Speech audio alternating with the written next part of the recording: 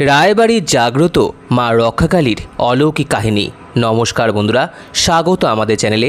সম্পূর্ণ তথ্যটি আমার একজন সাবস্ক্রাইবার অর্পণ রায় আমাকে প্রদান করেছেন। তথ্যটি তাদের বাড়ির জাগ্রত রক্ষাকালীর কাহিনী সম্পর্কিত তথ্যাবলী।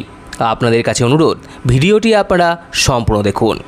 তাদের বাড়ি গুমার পৃথ্বীবায় অবস্থিত। 2025 সালে মায়ের স্বপ্নাদেশেই শুরু হয়েছিল এই পুজো। প্রত্যেক বছর মাঘ মাসের প্রথম মঙ্গলবার মায়ের পুজো হয়। তাদের এই মায়ের কাছে যে যা চায় তখন সে তাই পায়। মায়ের এখানে অনেক অলৌকিক ইতিহাস আছে। যেমন রাত হলে মায়ের পায়ের নূপুরের আওয়াজ শুনতে পাওয়া যায়। তারপর একবার মায়ের পায়ের আলতার ছাপ দেখা গেছে মন্দিরের বারান্দায়। মায়ের বছরে একবার মাছের ভোগ হয়। প্রত্যেক অমাবস্যায় হয় মহাভোগ, আর প্রত্যেক অমাবস্যায় মায়ের মহাপুজো হয়। আর এখানে ভক্তদের প্রতিকারও দেওয়া হয়।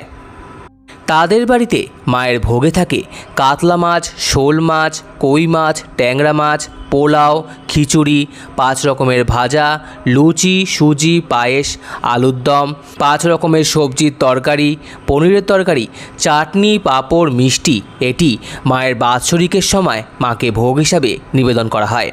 আর প্রত্যেক অমাবস্যায় মহাভোগে খিচুড়ি, 5 রকমের ভাজা, পায়েস, তরকারি, চাটনি, পাঁপড়, মিষ্টি, লুচি, সুজি নিবেদন করা হয়। এখানে মায়ের অমাবস্যায় পুজো হয় সন্ধ্যাবেলায়। আগে মাকে এখানে তারাকালী রূপে পুজো করা হতো। পরবর্তীকালে মাকে রক্ষাকালী রূপে পুজো করা হয়। মায়ের সাথে মা মনসার পুজো করা হয়। প্রত্যেক বছর দুজনের পুজো একই দিনে করা হয়। বারাসাত থেকে একজন ভক্ত মায়ের কাছে এসেছিলেন পুত্র সন্তান কামনার জন্য এবং মায়ের কাছে মানসিক করেছিলেন। পরবর্তীকালে মায়ের আশীর্বাদে তার পুত্র সন্তান হয়েছে। মায়ের কাছে মানত করে একজনের চাকরিও হয়েছে। মায়ের পছন্দের ভোগ স্বপ্নদেশে ভক্তের বাড়ি থেকে মা চেয়ে নিয়ে আসে। দেবী রক্ষাকালী হলেন হিন্দু শক্তির উপাসনার এক অত্যন্ত জাগ্রত এবং প্রভাবশালী রূপ।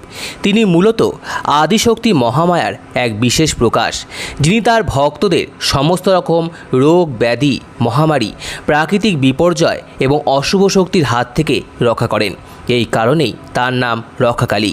সনাতন বাঙালি সমাজে মা রক্ষাকালীর পুজো অত্যন্ত জনপ্রিয় এবং গভীর ভক্তিপূর্ণ। সম্পূর্ণ ভিডিওটি দেখার জন্য আপনাদের সকলকে অসংখ্য ধন্যবাদ। ভিডিওটি ভালো লেগে থাকলে লাইক, কমেন্ট, শেয়ার এবং চ্যানেলটিকে অবশ্যই সাবস্ক্রাইব। রায়বাড়ির জাগ্রত মা রক্ষাকালীর কাহিনী সম্পর্কিত তথ্যটি শুনে ভালো লেগে থাকলে চ্যানেলটিকে সাবস্ক্রাইব করার অনুরোধ রইল। ধন্যবাদ।